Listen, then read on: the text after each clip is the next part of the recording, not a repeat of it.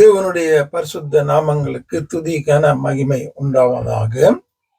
அப்போஸ்தலர் 6ஆம் அதிகாரத்திலிருந்து தேவனுடைய வார்த்தைகளை பார்த்துக்கணும். என்னுடைய சொந்த வார்த்தை கிடையாது, நான் பேச போறதும் கிடையாது, சொந்த கனவுகள் கிடையாது, கற்பனைகள் கிடையாது.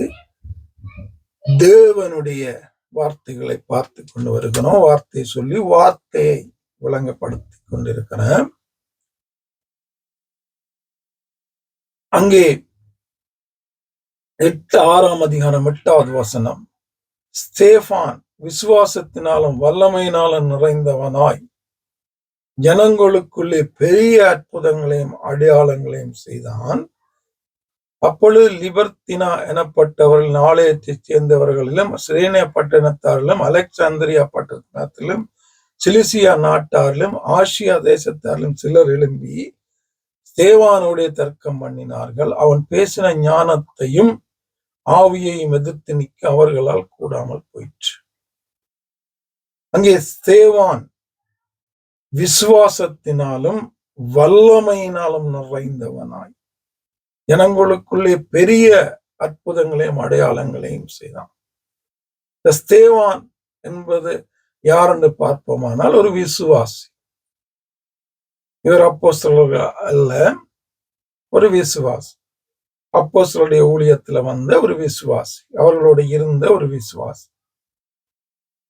அப்போ ஒரு விசுவாசி அப்போஸ்தல நடவடிக்கைகளுக்கும் அப்போஸ்தல ஊழியங்களுக்கும் எங்களுடைய ஊழியங்களுக்கும் உள்ள பெரிய வித்தியாசத்தை பார்த்து கொண்டு வருகிறோம். அங்கே அப்போஸ்தல ஊழியத்தில் ஒரு விசுவாசியே பெரிய அற்புதங்களையும் அடையாளங்களையும் செய்தார் என்று வேதம் சொல்லு. ஒரு விசுவாசி.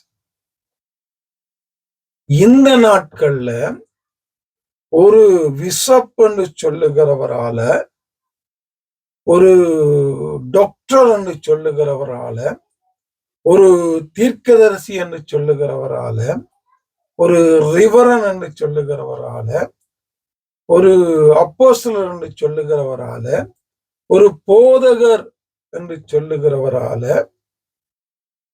சொல்லுகிற இவர்களாலேயே ஒரு சிறிய அற்புதங்களை நடக்கிறதை காண முடியலையே.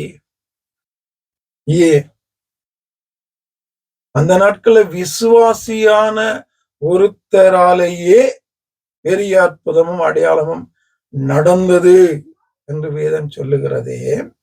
இந்த நாள் என்னைய சேர்த்துத்தான் நான் சொல்லி கொண்டிருக்கேன். முதலாவது பேசுகிறேன் எனக்கு, இரண்டாவது கேட்கிறவங்களுக்கு. இந்த நாட்கள்ல இப்படி பெரிய பெரிய பட்டங்களை பதவிகளை போட்டு கொண்டு திரிகிறவர்களாலேயே ஒரு சின்ன ஒரு அற்புதத்தை அடையாளத்தையே செய்ய முடியலையே. ஏன்?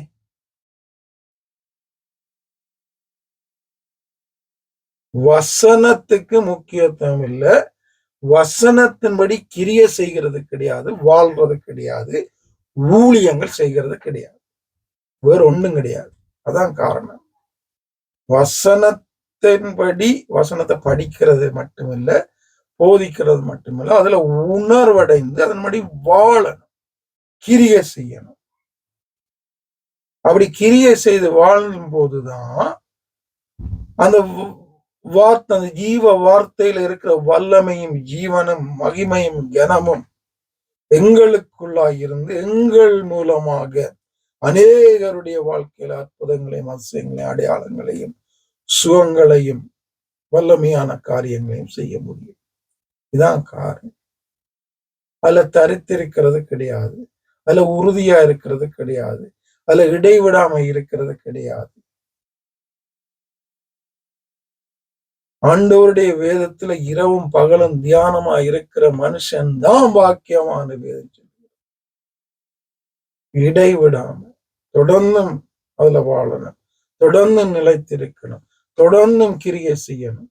ஒரு நாள் 2 நாள் இல்லை, ஒரு மாசம் இல்லை, ஒரு வருஷம் இல்லை, முடிவு பரியந்த நிலை நிற்பவனே ரட்சிக்கப்படுவான் என்று மத்தேயு 24ஆம் அதிகாரத்துல ஆண்டவர் சொல்றார்.